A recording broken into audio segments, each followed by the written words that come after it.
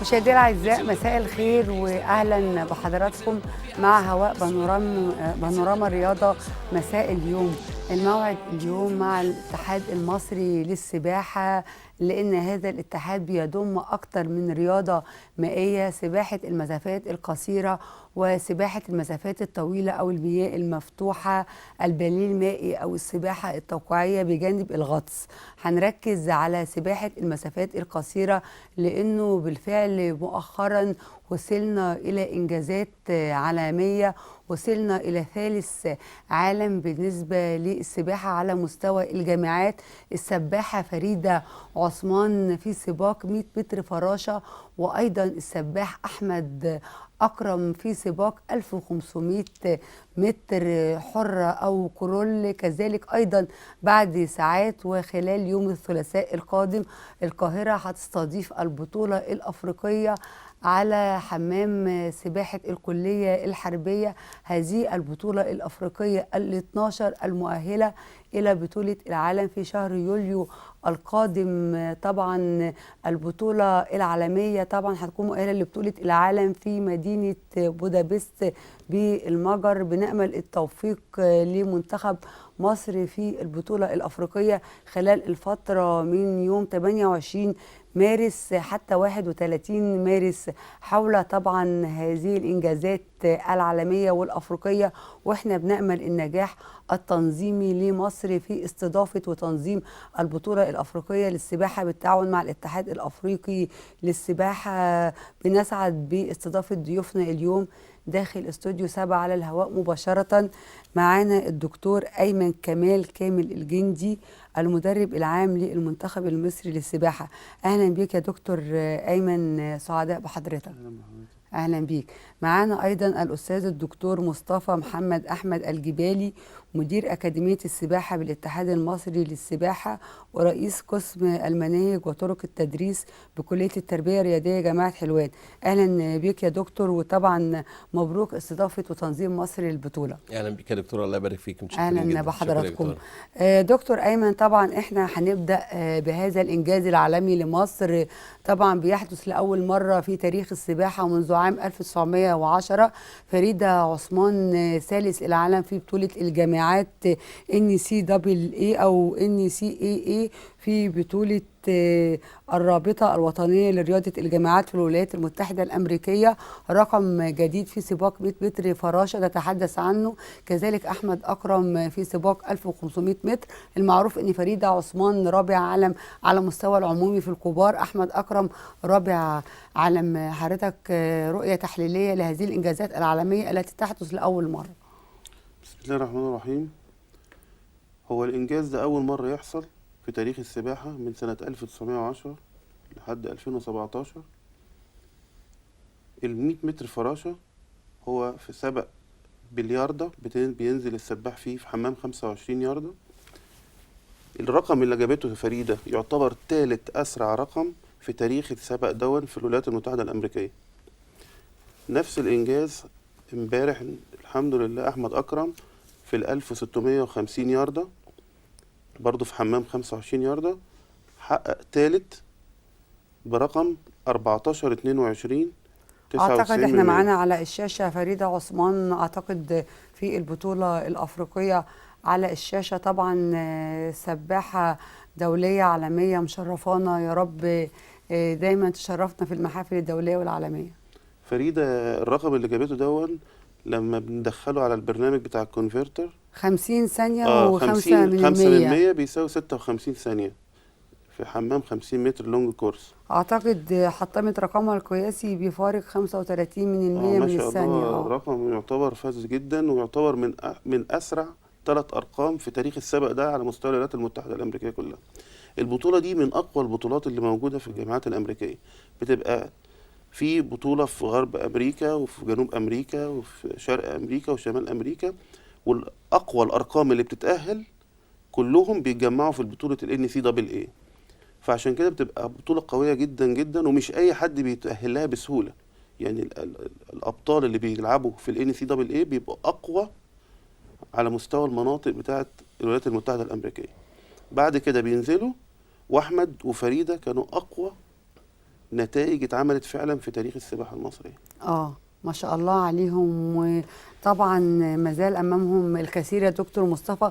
كلمنا عن فريده واحمد. دكتور مصطفى، طبعا هم بيدرسوا، فريده بتدرس في الولايات المتحده الامريكيه على نفقتها الخاصه، اسرتها ليها دور كبير معاها. اكرم طبعا منحه من الولايات المتحده الامريكيه. عرفنا بيهم اكتر حضرتك. طبعا اعتقد نقدر نقول احتكيت بيهم في المرحله السنيه اللي خاصه بيهم كناشئين. السباحة فريدة عثمان سباحة متميزة، بتتميز بإعداد عقلي عالي جدا، اللياقة البدنية بتاعتها متميزة، السباحة بتاعتها سباحة عالية جدا، مستوى التكنيك عالي جدا، بتمتلك الكثير من المواهب اللي ساعدتها ان هي تعمل ارقام قياسية متميزة على مستوى مصر وعلى مستوى افريقيا ومستوى الدول العربية وعلى مستوى العالم. نتوقع لها ان شاء الله في 2020 هي هتكون من الثلاثة الاوائل على مستوى العالم في السباحة. ده في الدورة الأولمبية طوكيو 2020 ان شاء الله ان شاء الله متوقع لها المستقبل. ونفس العمليه برضك بالنسبه لاكرم. هو الميزه الحاليه بالنسبه لهم هم الاثنين موجودين حاليا دلوقتي بيدرسوا في امريكا، هم في سيستم متميز يسمح لهم ان شاء الله ان هم خلال الدوره اللي جايه ان شاء الله يحققوا مراكز كويسه جدا في السباحات بتاعتهم على مستوى الدوره الاولمبيه ان شاء الله. دكتور أيمن، بالنسبة لتوجيههم إلى الفراشة فريدة عثمان والحرة، أعتقد حضرتك أن الجهاز الفني كان ليه دوره بجانب أن السباحين ليهم عومات أو سباحات أخرى؟ هي فريدة عثمان طول عمرها بتعوم الحرة والدولفين وهي في مصر. الدولفين اللي هي الفراشة. وبعد كده راحت أمريكا لعبت نفس الإيفنتات. إنما أحمد أكرم كان سباح الأول بيعوم الدولفين وكان بيعوم المتنوع، والكابتن شريف حبيبي المدير الفني للمنتخب القومي هو اللي غيره للديستنس 1500 وظهر بعدها وعمل أرقام فذة وبدأ يوصل لحد ما خد أول في أولمبياد الشباب بنانجن 2014، خد ميدالية ذهبية. وبعد كده سافر أمريكا سكولارشيب واتمرن هناك وخدنا برابع عالم للكبار. عمل ساعتها 14 دقيقة و52 ثانية. متوسط أعمارهم حاليا كام؟ أحمد 21. وفريدة 22. ما شاء الله. يعني ما زال امامهم الكثير ان شاء الله. ان شاء الله. دكتور مصطفى، كنتوا بتكلموني ايضا عن سباحين نموذج ولابد ان احنا نعرفهم للساده المشاهدين في منتخب مصر، وكباتن معيدين في كليه الطب اعمارهم في ال30 وما زالوا حاليا بيشاركوا في السباقات. نتكلم عنهم. في حضرتك السباح احمد كمال حافظ، ده من سباحين الصدر المتميزين على مستوى مصر، وهو سباح النهارده عنده 30 سنه، خريج كليه الطب وما زال الى الان بينزل سباقات القصيره، وهو احد العناصر الاساسيه بالنسبه للمنتخب القومي. بيتميز بخلق عالي جدا، بيتمتع بمحبه المدربين والسباحين والاداريين في الانديه، له سمعه طيبه جدا، بيحرص على اقامه الصلاه في مواعيدها، هو نموذج للرياضي المتميز. بنتمنى ان كل سباحين مصر تقتدي بهذا الشاب. وكتير جدا من السباحين عندنا يعني سباحين فعلا متميزين، زي السباح محمد سامي برضه كان سباح نادي المعادي، سباح متميز وعلى خلق عالي جدا. ومصر عندها الكثير من السباحين الناشئين، انا مش عايز اذكر عشان ما انساش حد يعني، لكن جميع السباحين الابطال بنتوقع لهم ان شاء الله في الفتره اللي جايه، خاصه ان مصر دلوقتي عندها كم كبير جدا من السباحين الناشئين، ان شاء الله من خلال العمل مع الاتحاد المصري ومن خلال المنتخب والقائمين عليه ان شاء الله يحققوا نتائج متميزه في المرحله القادمه ان شاء الله. ان شاء الله. دكتور ايمن، علشان نحافظ على هذه المستويات العالميه، مثلا لفريده عثمان واحمد اكرم، اتنين طبعا حطموا ارقام قياسيه عالميه، ويكون عندنا اكتر منهم ما هو مطلوب مثلا من الاجهزه الفنيه للعمومي وللناشئين. احنا دلوقتي بنجهز منتخب اسمه منتخب الامل. اللي هو منتخب الناشئين ولا في منتخب الناشئين اللي هو تحت العمومي؟ لا، ما المنتخب الناشئين. المنتخب ده احنا بنعده لاولمبياد الشباب في الارجنتين 2018 ان شاء الله، عشان نقدر نكمل الميداليه ان شاء الله اللي عملها احمد اكرم 2014. فباذن الله المنتخب ده بنعده على اسس علميه، وعملنا له قياسات فسيولوجيه وبدنيه، وان شاء الله هنجمعه ونعمل له معسكرات، وان شاء الله هنشارك بيه في الارجنتين 2018 ان شاء الله. حضرتك طبعا انا هسألك عن لائحة الشرف بالنسبة لمنتخب مصر للناشئين واللي بيستعد حاليا علشان يشارك بعد ساعات في بطولة افريقيا في الكلية الحربية يوم الثلاثاء، والاستعدادات، ونطمئن ان شاء الله هنحطم ارقام قياسية هنتأهل لبطولة العالم في المجر. احنا الحمد لله السنة اللي قبل اللي فاتت 2015 احنا فزنا بالبطولة الأفريقية بعد غياب 19 سنة كانت جنوب أفريقيا اللي بتكسبها. ما شاء الله. فالحمد لله ربنا كرمنا 2015 وكسبنا وخدنا مركز أول. فإن شاء الله عايزين نحافظ على المستوى اللي وصلنا له ده. بس طبعا البطولة السنة دي قوية، جنوب أفريقيا جاية بالفول تيم والبنات عندهم قوية جدا وجاية تتأهل لبطولة العالم للكبار بالبنات. فإن شاء الله الميداليات يعني هيبقى ما بيننا وما بينهم في الولاد، إنما في البنات هيبقى صعبة شوية لأن عندهم البنات أقوياء جدا يعني. فإن شاء الله ربنا يكرم. وإحنا عدينا الولاد واخترنا من بطولة القاهرة 28 سباح وسباحة، لأن لائحة الاتحاد الأفريقي بتدينا الكوتا هم 28 سباح لكل دولة. خدنا الولاد دول وعملنا لهم معسكر مفتوح من يوم 15/3 ل 24/3، ومن 24/3 قعدناهم في فندق في القاهرة بجوار الكلية الحربية، وبنمرنهم هناك على مدار ال4 أيام اللي قبل البطولة. وإن شاء الله آخر تمرينة ليهم بكرة، وهنشارك بإذن الله يوم الثلاث. وبندعو الجميع إن شاء الله يعني يدعي لنا بالتوفيق بإذن الله. إن شاء الله. حضرتك بتقولي إنكم اخترتوهم من خلال بطولة أو تصفيات بطولة القاهرة الشتوية. اخترتوهم على أساس إيه مثلا؟ الأرقام عملنا معيار القياسية الأول في كل، خدنا الأول في كل إيفنت في كل سبق، وبعدين خدنا أكتر واحد واخد مراكز مثلا 2 أول أو 3 أول لحد ما وصلنا 8 ولاد و8 بنات تحت 16 سنة و6 ولاد و6 بنات تحت 14 سنة. وبالنسبة للبرنامج التدريبي خلال فترة المعسكر كان عبارة عن إيه؟ إحنا عملنا 9 وحدات تدريبية، 6 وحدات الصبح الساعة 5:30 و3 وحدات الساعة 5 بعد الظهر. تم في المعسكر المفتوح اتمرنا في استاد القاهرة، والمعسكر المغلق من يوم 24/3 بنتمرن في استاد الكلية الحربية اللي هيقوم عليه البطولة إن شاء الله. وعلى فكرة احنا معانا على الشاشة صورتكم وانتوا حاملين كأس البطولة 2015 هنا في القاهرة، بطولة أفريقيا بعد غياب 19 سنة. طبعا أخدتم البطولة، نقدر نقول أقوى الدول الخريطة الأفريقية من غير جنوب أفريقيا. الجزائر برضو التيم بتاعها قوي جدا. أيوة. وجاية فول تيم 28 سباح، فهتبقى منافس قوي مع جنوب افريقيا ان شاء الله. ان شاء الله ننافس مع هذه الدول الافريقيه بكل شرف. دكتور مصطفى الجبالي مدير اكاديميه السباحه، عايزه اسال حضرتك ازاي بتشوف الاسباب خلال السنوات الاخيره اللي جعلت مصر تنافس عالميا وافريقيا ويتحطم ارقام قياسيه مثلا علشان ننمي هذه الاسباب اكتر واكتر؟ حقيقة أنا بنتهز الفرصة وبقدم الشكر للمهندس ياسر إدريس رئيس الاتحاد المصري للسباحة، لأن هو من وجهة نظر هو قائد هذه المنظومة. استعان بكابتن شريف حبيب مدرب أو المدير الفني للمنتخب القومي، وهو مدرب له رؤية وعمل تطوير في السباحة المصرية، تطوير كبير جدا، والجهاز المساعد ليه. الفرص اللي توفرت للسباحين من خلال هذه المنظومة، في طبيب او معد نفسي، في طبيب تغذيه، في مدربه يوجا لتدريب السباحين، في مدربين للياقه البدنيه، مدربين سباحه على اعلى مستوى. المنظومه دي كلها ساهمت في خلال الفتره السابقه دي. ده لكل منتخب العمومي والناشئين؟ للناشئين ولا العمومي، عملوا منظومه وايضا متكاملة. السباحه التوقيعيه والغطس. لا انا بتكلم على السباحه القصيره حاليا دلوقتي. السباحه القصيره دي المتكون دلوقتي طقم كامل في منظومه كبيره جدا من طبيب تغذيه، معد نفسي، مدرب يوجا، مدرب احمال، مدربين لياقه بدنيه، مدربين تكنيك. الظروف كلها مهيئه ان هي عدوا دلوقتي مجموعه كبيره جدا من الناشئين. زي ما بيقول الدكتور كده، ده فريق الامل للاولمبياد اللي جايه ان شاء الله، بالاضافه للتركيز على السباحين الكبار اللي برضك كان الكابتن شريف حبيب والجهاز الفني رؤيه. يعني هو اللي حول السباح احمد اكرم من سباح دولفين متنوع لسباحه الحره، وعمل اول عالم ناشئين ورابع على مستوى العالم بالنسبه للكبار، ونفس العمليه بالنسبه لفريده. والسباحين المسافات الطويله برضك عمل انجاز كبير جدا. سباح اسمه العمراوي حوله من المسافات القصيره بقى من ابطال العالم في المسافات الطويله.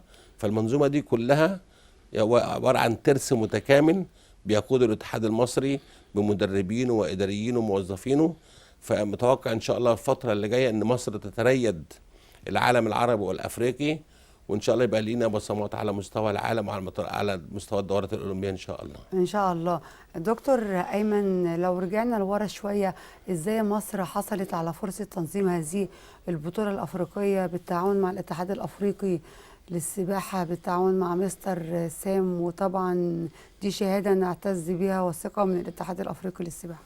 هو طبعا الاتحاد المصري اتقدم بطلب لرئيس الاتحاد الافريقي المهندس ياسر ادريس، قدم الطلب وتوافق عليه، وخلوا البطوله دي مؤهله لبطوله العالم للكبار في بودابست 2017. عدد الدول والمنتخبات المشاركه حوالي كام؟ حوالي 15 دوله. 15 دوله. السباقات هي المعترف بها دوليا؟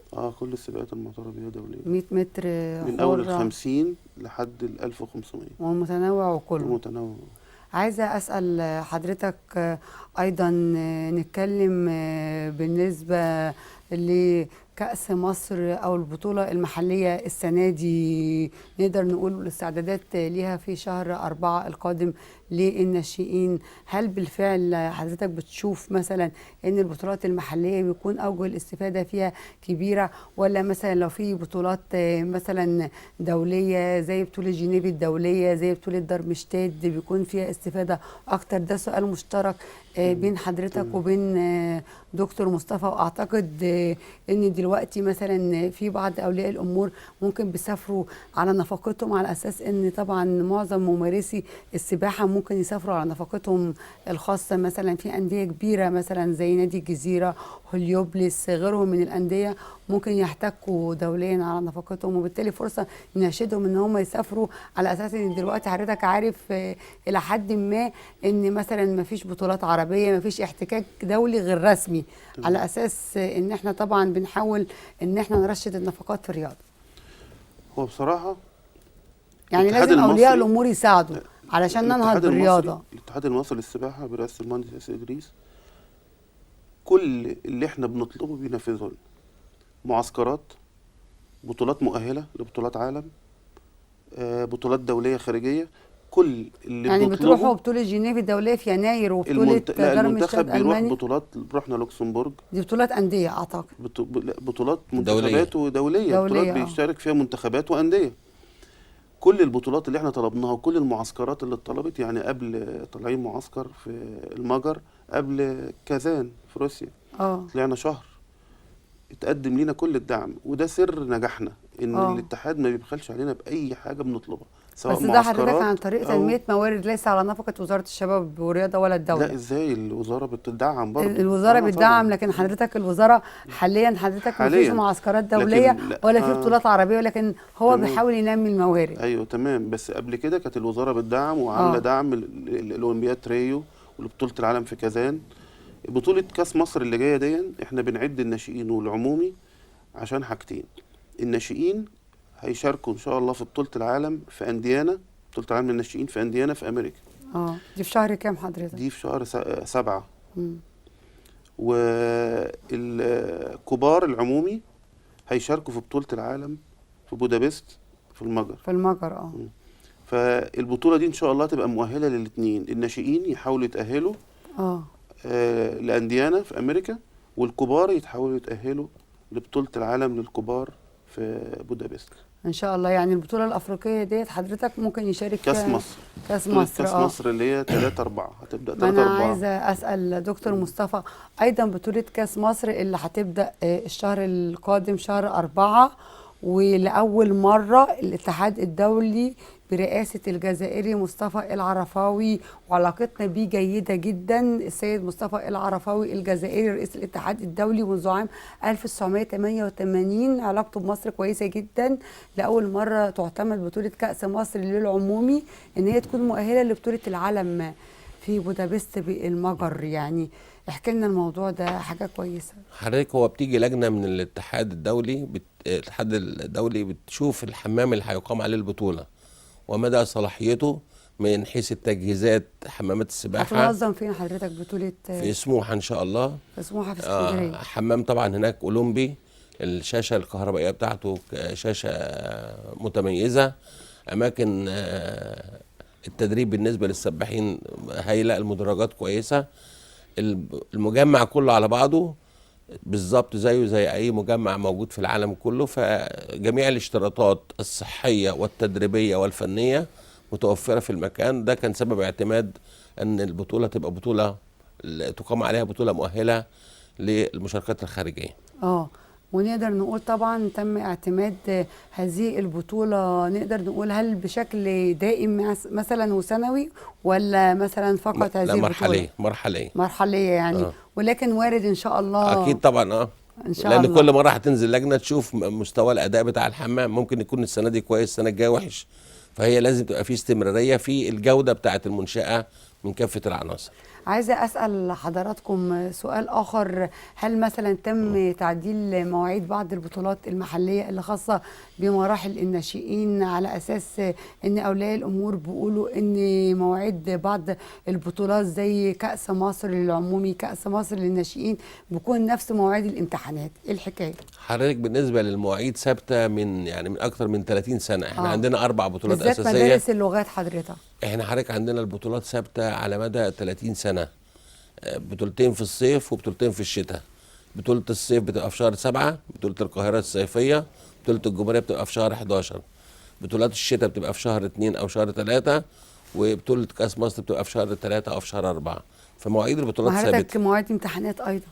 ما هي طول عمرها كده، طول عمر السباحة دي المواعيد الرسمية، بس هو يمكن نتيجة الضغط بقى زيادة قوي بالنسبة للطلاب في المدارس فبيحصل باستمرار بيبقى في شكوى من بعض اولياء الامور. طبعا ده مش تعنت من الاتحاد، مشكله في المدارس يعني. مشكله الامتحانات الكتيره. طبعا. بنأمل طبعا ان يكون في توازن او يكون في تعاون اكتر ما بين التربيه والتعليم، على اساس ان ممكن تؤجل الامتحانات يعني لبعض التلاميذ اللي عندهم يمكن الضغط عشان موضوع رمضان حضرتك وامتحانات ممكن تؤجل الامتحانات للناس او للابطال اللي عندهم مثلا بطولات، لو كانت بطولات دوليه. لكن لو بطولات محليه اعتقد ممكن تعدل يعني. نتمنى ذلك ان وزاره التربيه والتعليم تراعي. وممكن لو بطولات محليه تعدل من الاتحاد، لكن لو بطولات دوليه تؤجل الامتحانات عشان ما نقدرش نتحكم فيها. مواعيدها ثابته. لكن لو بطولات محليه ممكن الاتحاد يعدلها، واعتقد ده وارد. ده وارد طبعا ان شاء الله. دكتور ايمن، كان في اجتماع ما بين مجلس اداره الاتحاد المصري للسباحه، وايضا ما بين الجهاز الفني ومنتخب مصر للناشئين اللي هيسافر او اللي هيشارك في بطوله افريقيا. ايه اللي تم في هذا الاجتماع؟ الاجتماع ده كان برئاسه المهندس ياسر ادريس، وحضور الكابتن شريف حبيب المدير الفني والجهاز الفني بالكامل، وحضر في اولياء الامور والسباحين اللي تم اختيارها 28 سباح، وسمعنا مواعيد امتحاناتهم. عشان كده احنا استجبنا ان احنا نعمل المعسكر مفتوح من يوم 15/3 ل 24/3 عشان الدراسة والدروس، وكان صعب ان ياخدوا فترة كبيرة ونعمل معسكر مغلق. فبناء عليه بدأنا نخش المعسكر يوم 24 قبل البطولة ب4 أيام، عشان ندخل الولاد في جو البطولة ونبدأ نخليهم يركزوا، لان السباح اللود النفسي اللي بيقع عليه جوه من المذاكره هو نفس اللود اللي بيقع عليه من الاعداد البدني او شغل الميه. فاحنا قلنا نفصل بال4 ايام دول السباح عن المذاكره وعن الدراسه، ويركز، بينام بنظام وبياكل في المعسكر بنظام. والدكتور هشام العمري هو اللي حاطط نظام التغذيه بتاعه المعسكر، والتمرين بتاعهم معانا في الكليه الحربيه صباحا ومساء، فبحيث ان الولاد تخش والموتيفيشن بتاعهم يزيد، ويبقى عندهم دافعيه ان هم يحاولوا يبذلوا اقصى جهد ويبذلوا احسن نتيجه في خلال البطوله ان شاء الله. ان شاء الله. دكتور مصطفى، بالنسبه للمرحله السنيه اللي خاصه بالناشئين واللي هيشتركوا في بطوله افريقيا بعد ساعات، طبعا مع احترامنا للحصول على ميداليات والمراكز الاولى في هذه البطولات الدوليه، هذه المرحله السنيه وهذا السن طبعا محتاج اكتساب المهارات، محتاج الابتعاد عن الضغوط النفسيه والبدنيه، لان الضغوط جايه في مرحلة الدرجة الأولى. كلمنا عن إعداد البطل في هذا السن. حضرتك اعداد البطل السباح بيمر بمراحل كتيره جدا، بدءا من مدارس السباحه. دي المرحله الاولى بيتم فيها استقبال الاطفال، بيتم تعليمهم الاربع سباحات على ايد متخصصين في الانديه بتاعتهم. بعد كده داخل النادي بيتم اختيار مجموعات السباحين اللي هتمثل النادي. بيبدا النادي يعمل لهم حاجه اسمها ستار 1 وستار 2 وستار 3، بتيجي لجان من الاتحاد تختبر السباحين في الاربع عمات، بحيث يتاكد الاتحاد المصري ان جميع السباحين اللي هيشاركوا في اول بطوله كلهم بيجيدوا الاداء المتميز للاربع سباحات. بعد ما بيخلص الستار بيخش في اول بطوله اللي هي مرحله 11 سنه. هنا احنا بننبه على المدربين ان مرحله 11 سنه و12 سنه و13 سنه المفروض الاحمال التدريبيه اللي بياخدها الناشئ ما تكونش شديده جدا، عشان ما تعملوش انهاك في القوى العضليه. وبننتظر لغايه ما تتم مرحله البلوغ بالنسبه للولد او البنت، وبعدين بنبدا نكثف الاحمال التدريبيه. احنا بنهيب بكل الناس المدربين، ودي بيبقى دور الاكاديميه في اعداد المعلم والمدرب المسؤول عن اعداد هؤلاء السباحين. ان احنا بننبه عليهم لو سمحتوا بلاش الضغط الجامد جدا على السباحين، وبرضك بيبقى في جلسات توعيه لاولياء الامور، ما نستعجلش على نتائج بالنسبه للسباحين عشان السباح يقدر يعدي مرحله الناشئين بهدوء ويبدا مستواه يتطور بعد مرحله البلوغ اعتبارا من سن 14 سنه فيما فوق. ايوه. الاتحاد المصري زي ما بيعد السباحين بيبقى حريص ايضا على اعداد المعلم والمدرب المسؤول عن اعداد السباح، فانشا اكاديميه في الاتحاد خاصه باعداد معلمين ومدربين السباحه، سواء معلم اللي بيعمل في مدرسه السباحه. انا عايزه اسال حضرتك باعتبارك طبعا مدير اكاديميه السباحه، حضرتك كلمني عن الاكاديميه ودورها وايه هي الدورات التدريبيه اللي بتنظم والاساتذه المحاضرين. وهنا احنا بنشكر كل الاساتذه المحاضرين لان الاكاديميه دي مصدر دخل الاتحاد المصري للسباحه، وبتصرف على السباحين وسفرياتهم والمنتخبات.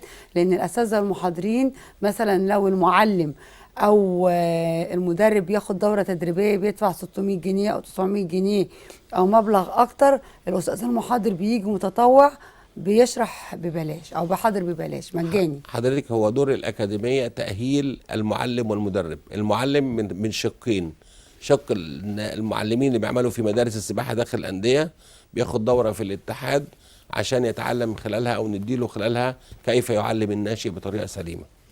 بعد كده بيجي الدور الثاني بردك في المعلمين، هو معلم النجوم، المعلم المسؤول في المرحله الثانيه بعد المرحله الاولانيه بيعلم الولد الستار الاربع عمات، الدولفين والباك والبريست والحره، ويتاكد ان تاهيله تم على اعلى مستوى. المرحله الثالثه مرحله التدريب. المرحله الاولى في التدريب اللي هي المرحله الاساسيه، فالاتحاد بيعمل دوره تدريب اساسيه بالنسبه للمدربين، ودي بيبقى لها اشتراطات في قبول المدرب في هذه المرحله. ان اولا لازم يكون حاصل على مؤهل عالي او مؤهل متوسط، ان هو يكون سباح، يكون عضو نقابه مهن رياضيه، يكون ليه سي في واضح ان هو عمل في التدريب في احد الانديه المصريه على الاقل مده 3 سنوات. بيجتاز المدرب الدوره الاساسيه، بيخش بعد كده الدوره المتقدمه، ده مستوى اعلى شويه من المدرب العادي، وده برضك بيشترط له شروط عشان ناخده. فالاتحاد حاطط شروط وقواعد للاشتراك في هذه الدورات، على اساس انه بيعمل في الاخر خالص انه يعد المعلم والمدرب اللي يساهم بصوره ايجابيه في اعداد نشء اعداد جيد وسليم.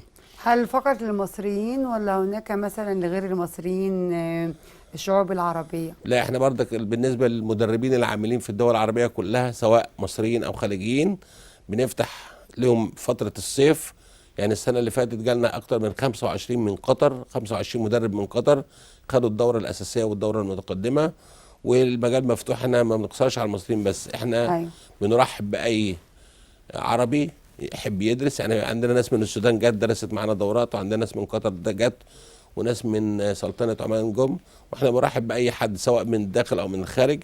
احنا الهدف العام إعداد وتأهيل المدرب المصري والعربي في التخصصات المختلفة. وبيحصلوا طبعا على شهادات معتمدة. طبعا الشهادة، الاتحاد المصري هو الاتحاد الوحيد في مصر المسؤول عن إعداد المعلم والمدرب، وشهادته معتمدة وبتصدق من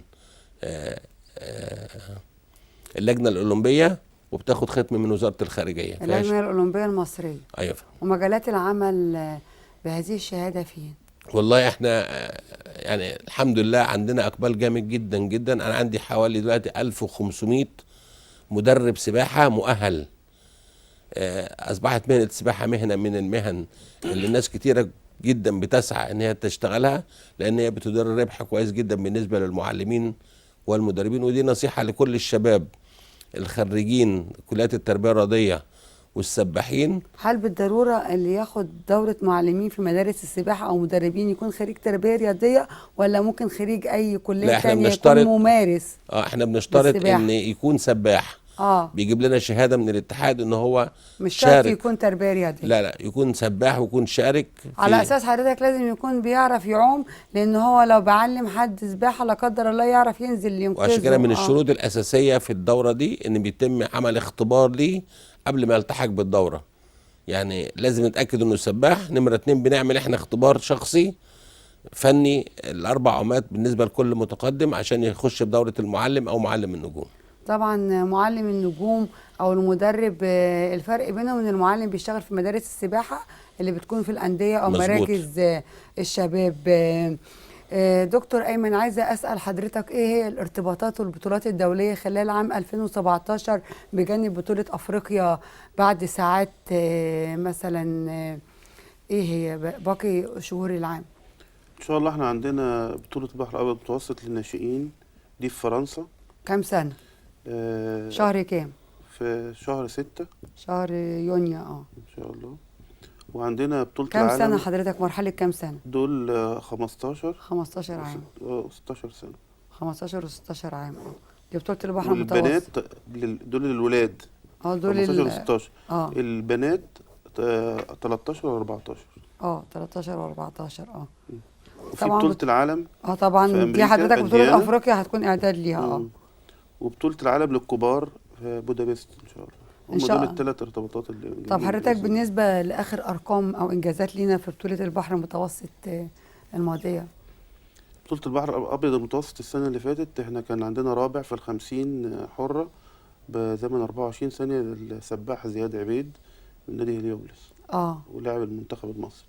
ايوه. وحضرتك ازاي بتشوف الاعداد بجانب بطولة افريقيا؟ طبعا ما بين شهر مارس وشهر 6 يعني فترة حوالي شهرين. احنا برضو هنعمل ترايل قبلها بإذن الله، وهنختار منهم العناصر اللي هنحدد على أساسها معيار، وهنبدأ نختار برضو زي ما اخترنا البطولة الأفريقية ويسافروا معانا إن شاء الله فرنسا. يعني هتعملوا تصفيات لاختيار المنتخب اللي هيسافر بطولة البحر المتوسط. إن شاء الله. طبعا بطولة البحر المتوسط هتكون مختلفة عن بطولة أفريقيا لأنها للدول المطلة على البحر المتوسط. هيكون فيها طبعا أعلى. طبعا فيها دول أوروبية، فرنسا وأسبانيا وإيطاليا. مستوى المنافسة هيكون أعلى. كلهم أبطال عالم. هل وارد يكون في احتكاك دولي في الفترة دي ولا مش هتلحقوا؟ ما أعتقدش هنلحق طبعا. مش فترة صغيرة. صعب. فترة صغيرة جدا. ايوه. دكتور مصطفى، عايزه اسال حضرتك بالنسبه ايضا للدورات، الاساتذه المحاضرين موضوعات المحاضرات عباره عن ايه مثلا في مجالات التدريب، وبتختلف ازاي في مجالات المعلمين؟ حضرتك الاساس ان المعلم والمدرب ياخد حاجات اساسيه. يعني محاضرات في التعليم بالنسبه للمعلمين، طرق تعليم السباحات الاربعه، الاداء الفني بتاع السباحات الأربعة، محاضرات خاصة بالقانون. بيجي أستاذ قانون حكم دولي بيدرس، أستاذ في الكلية وحكم دولي بيدرس محاضرات في القانون بالنسبة للتعليم والتدريب. لازم أستاذ علم نفس بيدي إعداد النفسي بالنسبة للطفل وهو في مراحل التعليم، وبيعمل إعداد نفسي بالنسبة للاعبين والمدربين. حد مسؤول عن التغذية يوضح للمعلم وللمدرب التغذية السليمة. مدربين أحمال تدي إزاي بيحط خطة تدريب وإزاي بيدي دروس سباحة. يعني في قطاع التعليم بيدي ما يخص التعليم، في قطاع التدريب كيف تعمل خطة تدريب، ويتكلم عن أساليب وطرق التدريب الحديثة، أساليب تقييم المدربين، الصفات الخاصة بالمعلم والمدرب. بتبقى المحاضرات كلها برضك بندي محاضرات في الإنقاذ، على اساس لو حصل لا قدر الله اي مشكله في فتره التعليم كيف يتعامل المعلم مع الحاله. ونفس العمليه بالنسبه لقطاع التدريب، اذا حصل مشكله اثناء التدريب المدرب ازاي يتصرف مع الحاله ده وفقا للقواعد والاشتراطات الخاصه بيه. اعتقد بياخد دوره انقاذ. لازم اه لازم. بس احنا مش الإسعافات بندي دوره، الأولية حضرتك. احنا مش بندي دوره، احنا بندي محاضرات في الانقاذ ده، ان الانقاذ له اتحاد مسؤول عنه، اتحاد الغوص والانقاذ. احنا بندي ما يتناسب مع المدرب خلال او مع المعلم خلال فتره الدوره اللي بياخدها معانا في الاتحاد. ايوه.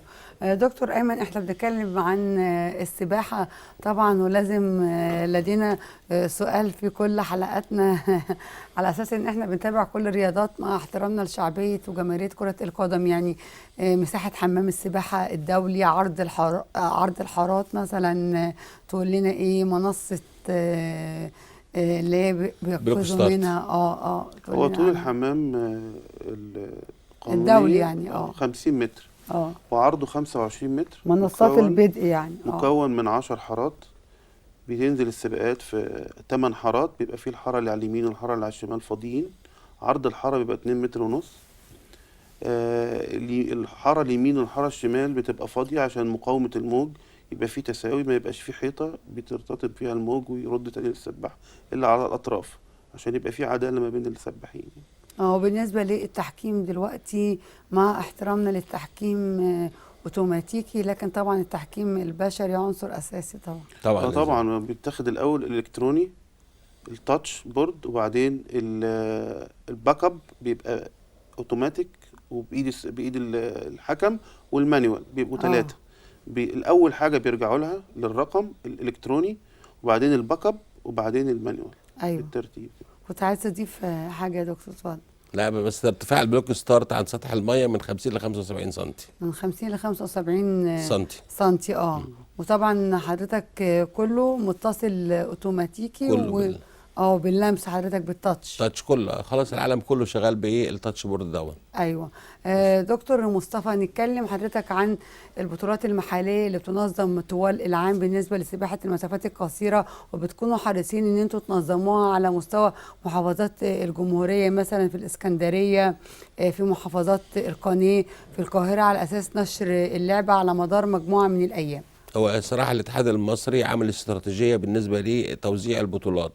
بيحرص على اقامه البطولات في كافه محافظات الجمهوريه، سواء كانت مسافات قصيره او مسافات طويله. فعندنا في مصر ومنطقه الجيزه مثلا بيبقى ليها بطولات خاصه بيها، منطقه اسكندريه ليها بطولات خاصه بيها، اللي هي البطولات المحليه اللي هي القاهره او اسكندريه او الجيزه.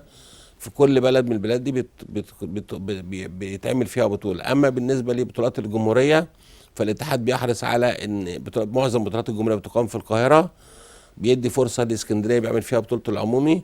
بالنسبه للمسافات الطويله بيعمل في شرم الشيخ والغردقه والاسماعيليه. فبيحاول بقدر الامكان الاتحاد وفقا للامكانيات الموجوده في هذه المحافظات ان ينشر اللعبه في كل محافظه من المحافظات التابعه للاتحاد المصري للسباحه. ايوه.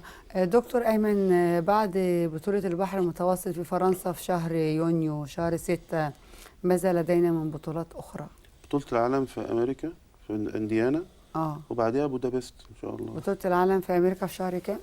دي في شهر 7. في شهر يوليو، وراها مباشرة. وراها. هترجعوا مصر ولا هتسافروا من بره؟ لا، هنرجع مصر طبعا. هترجعوا مصر.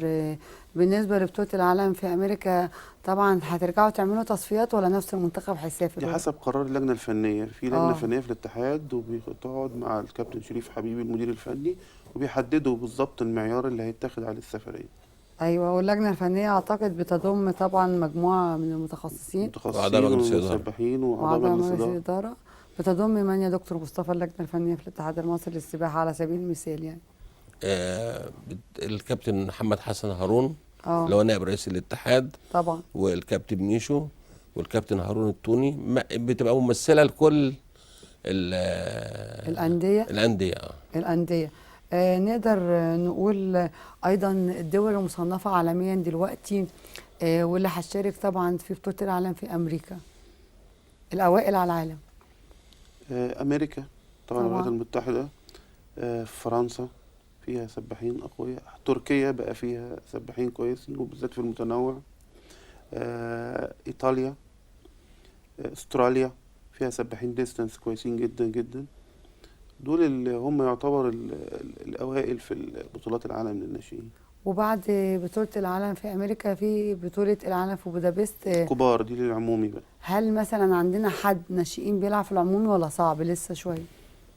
يعني هي صعبة طبعا، لأن الأرقام بتبقى التأهيلية. بطولة العالم للعمومي بتبقى ليها رقم تأهيلي، مش أي حد أعتقد إن بيشارك. أكبر سن 17، عندنا العمومي فوق 18. فوق 18، فبعد 18 سنة 19 و20 سنة بيبقى عمومي، لازم يعمل رقم تأهيلي للبطولة. فبيبقى الأرقام بتبقى صعبة جدا يعني. طبعا احنا طالما بنتكلم عن السباحة، عندنا سباح أسطورة مش ممكن اننا نتكلم ولا نذكره، مايكل فيليبس أسطورة السباحة، واللي أعلن اعتزاله طبعا بعد رودي جانيرو 2016. 28 ميدالية، منهم 23 ميدالية ذهبية. طبعا هذا السباح الذهبي وحكايته مع منصات التتويج ده ساهم في شعبية رياضة السباحة في مصر. حضرتك اتكلمنا عنه يا دكتور كخبير وكرئيس قسم في كلية التربية الرياضية، وأيضا حضرتك أعتقد طبعا ليه خبرتك كمدير فني في السباحة. حضرتك قعدت أكتر من 20 سنة في عمان وساهمت في تطوير رياضة السباحة هناك. إزاي بتشوف مايكل فيليبس كسباح عالمي؟ إزاي نتعلم منه؟ حضرتك هذا سباح أسطورة. يعني بكل المقاييس. حضرتك لو شفتي القياسات الجسمية بتاعته، الطول العام بتاعه، ما شاء الطول الله الكلي، عليه. طول الأطراف، المساحة بتاعة الكف بتاعته، القياسات الفسيولوجية اللي تمت عليه، كمية الدين الأكسجين اللي عنده في صدره بيسمح له إن هو يحقق مستويات عالية جدا. جرعات التدريب اللي خدها، أجمل ما في هذا السباح زي ما قالت إن هو الالتزام التام بالتدريب. أنا يعني من ضمن الحاجات اللي قرأتها إن هو قعد لمدة 5 سنوات ما خدش يوم اجازه، وده يبقى يعني نموذج لكل السباحين، ان على قد ما السباح بيبذل مجهود وبيلتزم، لازم في الاخر خالص ان هو يعمل نتائج كويسه جدا. الاجمل كمان كان في 700 متر فراشه في احدى الدورات الاولمبيه، السباح لغايه اخر اقل من سنتي بيكافح على السباق، لدرجه ان هو المدربين يقولوا ده هذا كسب السباق ده بيضافره. يعني شوفي حجم الضافر قد ايه، يعني حاجة أقل من العشر الثانية. ده دليل على الإعداد العالي جدا، إن هو لم ييأس طوال فترة السبق. وده نموذج لكل السباحين، إن أنت لغاية آخر جزء في السبق لازم تقاتل. وده هيبقى بعد كده في حياته، في كل مراحل حياته التأهيلية إن شاء الله، يبقى مثال للمثابرة. وهو طبعا نموذج لابد الناس تحتذي بيه. عايزين ايضا يا دكتور ايمن نتكلم عن مايكل فيليبس، ان هذا السباح لما شارك في الدورات الاولمبيه، بدا في الدوره الاولمبيه سيدني عام 2000 كان عمره 15 سنه، ما احرز ميداليات، ولكن بدا بعدها في 2004 في اتينا، وبدا مع منصات التتويج. يعني مش لازم اول ما اشترك اجيب ميداليات. لا طبعا، هو يفضل ان التخصص يبقى متاخر للسباحين. ما يفضلش ان احنا نبدا بالتخصص المبكر. أيوة. يفضل ان السباح وهو لسه يلعب الاربع عومات ويجدهم، يلعب المتنوع والسباقات الديستانس تبقى افضل في السن ده، لان متطلباته الفسيولوجيه بتبقى رايحه ناحيه السباقات دي افضل يعني، ويقدر عمره يطول اكتر في السباحه. فكل ما اتاخر التتويج كل ما يبقى افضل للرياضي. ايه الصعوبات والتحديات اللي ممكن تواجه اي سباح لما يبدا؟ الصعوبات والتحديات اكيد في التربيه والتعليم. المدارس واللود اللي على الولاد كتير قوي، كم من الواجبات، كم من المذاكره، وامتحانات شهر، وامتحانات اخر سنه وترم. فطبعا كل ده لود على الولد، مع لود التمرين ولود الميه. فطبعا كل دون بتبقى حمل كتير على الولاد. الفرق بيننا وبين الشغل بره في امريكا وفي دول اوروبا ان هم بينظموا الدراسه للولد في نظام ساعات معتمده، ممكن يأجل امتحان، ممكن يأجل ماده للصيف، بحيث انه يتمرن في جو من الهدوء، ما عندوش ضغوط مذاكره ولا امتحانات ولا اي حاجه. فهو ده الفرق ما بيننا وما بينهم. يعني احنا عندنا التدريب دلوقتي ما بقاش اسرار، خلاص بقى عندنا دلوقتي تدريب، الكتب والثوره المعلوماتيه على الانترنت وبرامج التدريب خلاص. يعني من الناحيه النظريه ما بقاش في اسرار في التدريب. لكن هي المشكله دلوقتي ان احنا بعيد عنهم في نظام التعليم. لو عرفنا نظبط عن طريق تشريع هنا في الدولة عندنا عن طريق مجلس الشعب ان بس يشوفوا حضرتك حل الناحية للموضوع ده النظرية هيبقى كويس والبرامج جدا. التدريبية حاجة، والأسلوب التربوي بالذات في مرحلة الناشئين حاجة تانية. يعني طريقة المعاملة مع الناشئ ممكن أخليه يكمل وأخليه بطل، وممكن أخليه يترك اللعبة وأخلي مشروع نجم يبعد خالص. ما هو ده الدور اللي بيلعبه دلوقتي الأكاديمية بتاعت الاتحاد. احنا بنأهل المدرب في كذا اتجاه، فنيا وازاي تربويا يتعامل مع الولد ونفسيا. الامور دي كلها لما يبقى المدرب وممكن يا مؤهل دكتور مصطفى طبعا اذا هيقدر سمحت يا دكتور ايمن، ممكن حضرتك انا لو وجدت سمات معينه في المدرب ده ان الاقيه قاسي او طريقه اسلوبه مش كويسه ما نجحوش خالص، علشان ما خلوش يعامل الناشئ بطريقه مش عشان كده احنا كويسه. بنعمل اختبار في كل بالنسبه او للمدربين. هيعامله بقسوه واخليه يكره اللعبه، ابعده واقول له انت ما تبقاش مدرب او معلم. ما بقول لك احنا عشان كده احنا بنحط من ضمن جوانب اعداد المدرب او المعلم الجانب لازم النفسي. يبقى عنده صبر وطولة بال. يعني حتى لو هو وجد ان الولد ده هياخد وقت اكتر في التعليم، ممكن مثلا يقول له بالراحه، ممكن يخليه مثلا بدل سباح مسافات قصيره يبقى سباح مسافات طويله ميه مفتوحه، لكن يعني ما جرحش الولد، ما عقدوش زي ما بيتقال يعني كده. ما دي كلها خبرات احنا بنديها. ايوه في محاضره خاصه كده بنسميها المشكلات اللي بتواجه المدرب اه واللاعب. لازم المدرب يبقى عارف ايه المشكلات اللي ممكن تقابله اثناء تعامله مع الولاد. يعني في ولد استجابته ضعيفه جدا، كيف يتعامل معاه؟ وفي ولد استجابته عاليه جدا، كيف يتعامل معاه؟ يعني الفروق الفرديه يا دكتور. الحالتين لازم هو يتعلم ازاي يتعامل مع دون وازاي يتعامل مع دون. مع البطل ازاي يشجعه لمزيد من التقدم، مع الولد اللي هو عنده بعض المشكلات ازاي يتعامل معاه وما يوصلوش لمرحله بنسميها التسرب. لازم يتعامل مع الولد، يديله فرصه مره واثنين وثلاثه لغايه ما، لان في بعض الولاد كتير جدا كان بعض المدربين متنبئين ليهم. مايكل فيليس معانا على الشاشه اتفضل. مدربين كانوا متنبئين لبعض السباحين هم مش هيعملوا حاجه ابدا، راح مع مدرب تاني ما شاء الله عملوا انجازات كويسه جدا، لان التاني استوعبه نفسيا والمدرب الاول ما كانش مستوعبه نفسيا. اتفضل يا دكتور ايمن، حضرتك كمل النقطه اللي كنا بنتكلم فيها، الصعوبات والتحديات اللي بتواجه البطل في مصر. الدراسة طبعا كل ما يبقى أفضل إن يشوفوا تشريع لموضوع الدراسة ده، بحيث إن اللود يبقى على الولاد. دي مأساة في كل بيت طبعا، المذاكرة والامتحانات والحاجات ديت. إنما التمرين الولاد بتتمرن وعندها طموح. بعد النتائج اللي عملتها فريدة وأحمد أكرم بقى طموح السباحين كبير جدا وأحلامهم كبرت أكتر. بعد فريدة وعثمان وأحمد أكرم طبعا بعد النتائج اللي اتعملت خلت خلت السباحين عندهم طموح إن يبقوا زيهم، فبقى عندهم طموح كبير. وعند المدرب المصري برضو، لأن صناعة أحمد أكرم هي صناعة مصرية 100%. إن شاء الله. على وطبعا طموح المدربين كمان. طبعا في استراتيجية لمنتخب مصر للناشئين طول السنة، ولا زي لعبات تانية قبل كل بطولة نتجمع ونعد وخلاص؟ لا في استراتيجية طبعا. في خطة طبعا طويلة المدى وفي قصيرة يعني المدى. نطمن السادة المشاهدين ومتابعي السباحة إن شاء الله. إن شاء الله. عايزة أسأل حضراتكم، بنأمل طبعا ان يكون في جمهور للسباحه، ولا اللعبه فقط اولياء امور؟ لا في جمهور طبعا للسباحه، في جمهور بيحضر طبعا الناس وفي كتير تذاكر جدا. لا ما تذاكر ما اعتقدش في تذاكر. لا يعني الجمهور اعضاء الانديه طبعا، ودي كتير. بقول لحضرتك انا عندي 1400 مدرب سباحه. انا عندي حضرتك في بعض الانديه مدارس السباحه اعداد رهيبه جدا. اصبح الجمهور النهارده بتاع السباحه، حضرتك لو حضرت بطوله القاهره والجمهوريه للناشئين، اقل سباق مشارك فيه 600 سباح، اضربي في 4، يعني بيجي باباه ومامته وجده وجدته. فجمهور السباحه النهارده ما شاء الله يعني حاجه مفرحه ان شاء الله. وبنأمل ايضا يكون في جمهور ويكون في تذاكر باسعار معقوله، وعن طريق برضو شركات مع الامن مع الداخليه، على اساس يكون في مورد زياده، على اساس ان احنا دايما جماهيرنا وشعبنا راقي وحضاري. مشاهدينا الاعزاء، بنأمل كل النجاح لبطوله افريقيا اللي هتنظم هنا في مصر في حمام السباحه بالكليه الحربيه، بطوله افريقيا خلال الفتره من 28 مارس حتى 31 مارس، وهي مؤهلة لبطولة العالم خلال العام الحالي في بودابست في المجر. ونشكر ضيوفنا اللي ساعدنا بيهم، دكتور أيمن كامل الجندي المدرب العام للمنتخب القومي للسباحة للناشئين. شكرا يا دكتور أيمن، بالتوفيق. بنشكر أيضا الأستاذ الدكتور مصطفى محمد أحمد الجبالي مدير أكاديمية السباحة بالاتحاد المصري للسباحة ورئيس قسم طرق التدريس بكلية التربية الرياضية جامعة حلوان. شكرا يا دكتور مصطفى، شكرا يا فندم. جزيلا، شاكرين سعدنا جدا. بيكم. شكرا. مشاهدينا الأعزاء بنشكر حضراتكم، سهرناكم. ونشكر أسرة استوديو 7 على الهواء مباشرة، مدير التصوير والإضاءة الزميل محسن شعبان، الزميل المخرج هاني فرج، مخرج التنفيذ الزميل تامر جلهوم.